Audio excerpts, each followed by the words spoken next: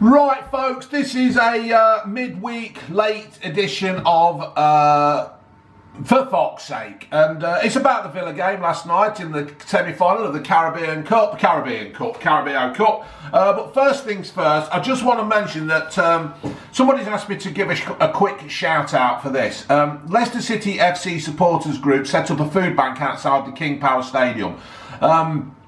It's a good cause. There's going to be a place where you can donate. What it's got is you can donate pretty much anything that will help somebody in a less fortunate position than yourself. So from food, underpants, baked beans, or whatever, any kind of food. Make it proper food though. Don't make it like bananas, because I think they'd probably go out of date, and especially if you're buying them some supermarkets at the moment, the fruit is absolutely shit. Why have we got baby pigeons knocking around at the moment? Unbelievable. So ahead of the Leicester game against Southampton this week, it's the Leicester City supporters group Union FS. They're collecting donations for the homeless charity The Bridge before Saturday's fixture. So anybody's got anything, I won't be there. I'm working, and so I won't be down, but I'm just going to try and do my bit by passing the message on. We decided, Jack Munton, 24, a member of the group, said we decided to set up a food bank purely down to the increasing number of those in our community who rely on this type of support on a regular basis. So it's all good stuff. The Union FS. So there's my little bit of a shout out. I'm trying to find out where it was. I think it's out, I can't remember where it is. Somebody sent me a note saying it's all there. The donation point will be outside the SK1 section of the stadium between 2 p.m. and 2:45 this Saturday. So, if you want to help, get yourself down there. Right, back on to last night's match. I've made notes now then. I had a bit of a tough time last night because we promised that we watch Silent Witness. And so I was watching Silent Witness and the game at the same time. So please bear with. It was a bit of a tough time for me last night. So Leicester played Villa in the semi-final. And I think, let's face it, really, it should have been, with all due respect to Aston Villa, they battled well, they played well, I thought Villa did last night. But really, this should have been against Liverpool. Because Liverpool are absolutely outstanding, and because of the commitments Liverpool had in the World Club Championship, Champions thing, they were out there in Dubai, weren't they, winning that. So Villa had a game against Liverpool reserves, who obviously Liverpool reserves played Villa, and they also played Everton. So Everton are probably in a worse state than Villa, because Liverpool absolutely trounced Everton in the cup, unless it was because it was the derby. I don't know. I'm going too deep. Should be talking about bloody Leicester. So anyway, with the lineup, it looked like they were going to push on. I was a bit shocked to see that Ndidi wasn't there, and then realised he got an injury and he might be out for a couple of weeks or so. So that's not looking good for the City, because he sits in there and he tidies it up. But you know, we've got the players in the squad that hopefully should do that, and that he should drop in and we should be okay. Players who drop in and do okay. But building from the back like we do, it was, you know, just that, it's that typical Leicester thing, that Brendan Rodgers thing, that now you're just knocking about, you try and suck them in. I thought Perez, he had a good effort that just went wide, did he? Did he turn and it just went by the left-hand post as we were looking at it. But it was good to see that when Leicester looked like they were really up for this match, and they were knocking the ball around, and even when they lost it, they were really battling. It looked like they were battling harder in this game than they have done in most of the others. To, you know, I think Leicester really wanted to put make a stamp on this game, and you know, when they go to Villa Park, hopefully had a bit of a lead. But as we see at the end of the game, it didn't really happen that way. Once again, Leicester are mixing up all the set pieces. They're quite good at that. You know, they do things different. There isn't no certain way of Leicester doing a kick. I mean, they do a free corner kick, and it's always put. I don't know what the fucking hell does what that mean. What does that mean, Brendan Rodgers? If you ever get to see this, can you just leave me a message, DM me, and say what the bloody hell does that mean? Because it's every free kick or every corner. It's one of them. But don't bother doing that. Is it like ready, steady, go? Cook, ready, steady, cook. Maddison had a free kick. I can remember that one. There was a foul on the far side of the pitch as you were looking, and Maddison took the corner, the free kick, and it just went over. That was a good effort. Unlucky. Leicester in the 25th minute, attacking in numbers, switching. Oh yeah, it started over towards the camera side, didn't it? And they just knocked it over.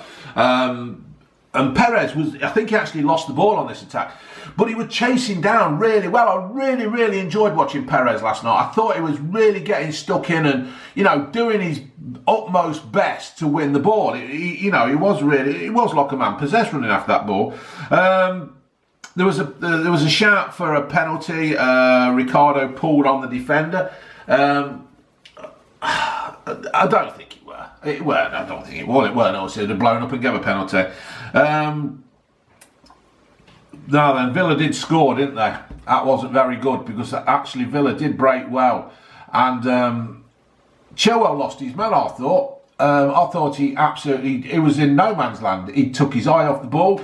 Now this is a game you see. This is once again you see. They reckon that Chilwell's like, oh, he could be going Man City at 80 million or whatever. I honestly don't know where they're getting this from, because although Chilwell's developing and he is a good player, he just seems to switch off now and again. And, to switch off in the semi-final of a cup, no matter what cup it is, and let that goal in, it was quite shocking. So, but that goal seemed to give Villa a bit of a new lease of life, and they pushed on for a couple of minutes, and I think Leicester were desperately trying to get back into the game. But they did sort it. They started building again, and they were just getting there, but Villa were just like snuffing out every attack just at the last bit when it was like, ready to just get that last bit in. Villa just did well, and I've got to give credit to Villa. It's a shame that Villa are down there where they are. I mean, Leicester went to Villa Park and ripped them to bits. So it must be frustrating for a manager when you see a team defending like they did and still be where they are in the league. It must be really frustrating.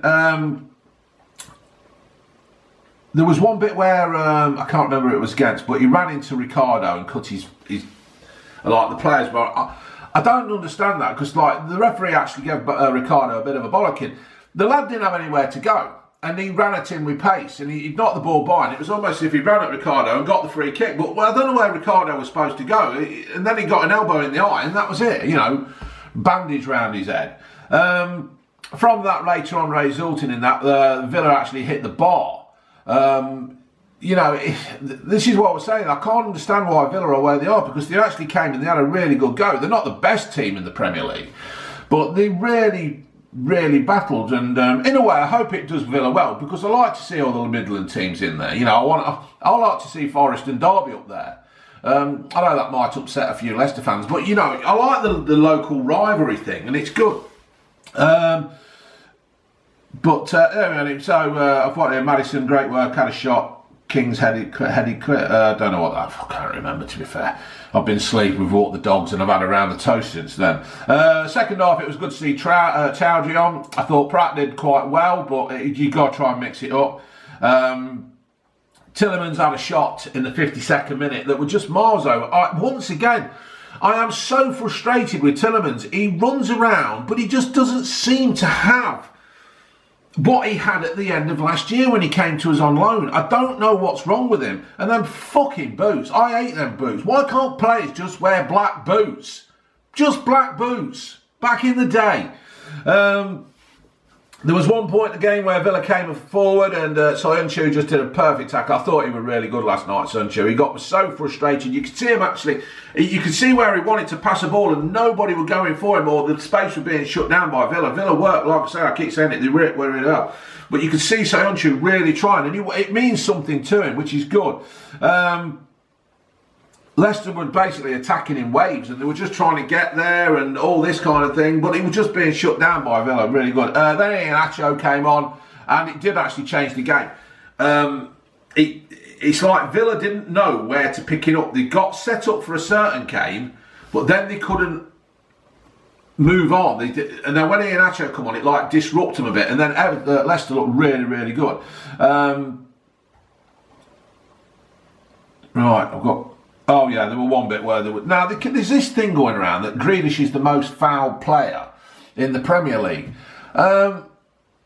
I think he does tend to exaggerate a little bit. I think if he stood on his feet a bit more and, you know, did something with the ball instead of like flopping himself down. Because there was one bit where Evans went in and he went down like a sack of shit. And he sits there and he's looking at the ref and says, ooh. Yeah, later on,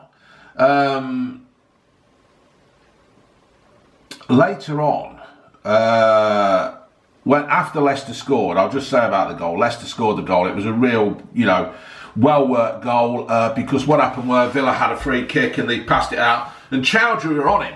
And that's what is good about Chowdhury. The thing about Chowdhury is, right, he's developing, he's coming along. But what he makes up for in lack of skill, don't get me wrong now, this is Blue Van Man talk. In lack of skill, he makes up in effort. He shuts you down. He don't give you time on the ball. He'll nick the ball off you. He'll break up your play. He'll foul you. He'll take one for the team if he has to. You know, he's a proper club man, a good squad player. And they're what you want. And he won that ball from that free kick because Villa were fucking about at the back. Got in, Vardy, through to Iheanacho, who took it in and turned to his left side, just locked it into space and just finished it absolutely brilliant. I don't know what Brendan Rodgers has done to Iheanacho to make him play as well he has done, because he were fucking useless. And we honestly thought he were out the door, but Brendan Rodgers has worked his magic on him. In fact, Brendan Rodgers should come to my place to work, because there's a few people there he should fucking work the magic on, because there's a few numpties who work there. You got people there who can't even take like 5 off 20.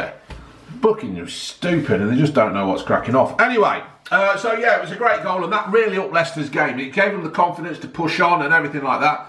There was one bit where Iheanacho won the ball, and Grealish went in and kicked Iheanacho and made out he'd been fouled and like made he'd been tripped. I just don't understand it. I can't work it out. Grealish, just stay on your fucking feet. You're an excellent player. You're a really good player. And you've got the potential to be an even better player.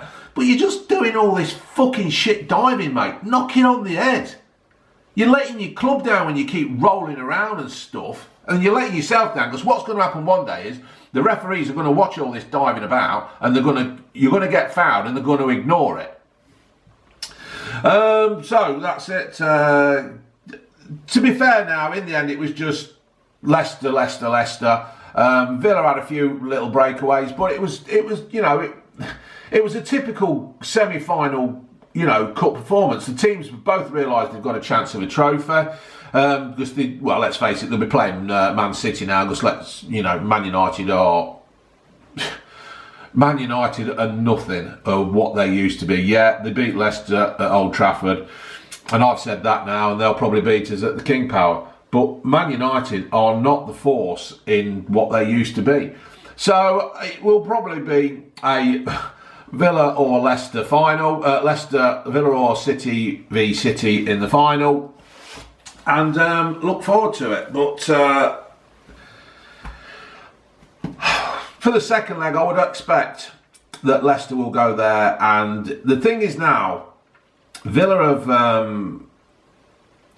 really got to come at Leicester, and I think Leicester can actually sit back and wait a bit.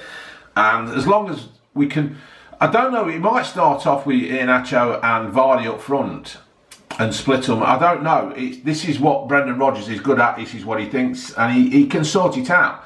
It's just what happens on the day. I don't know. I don't think Ndidi will be back in time.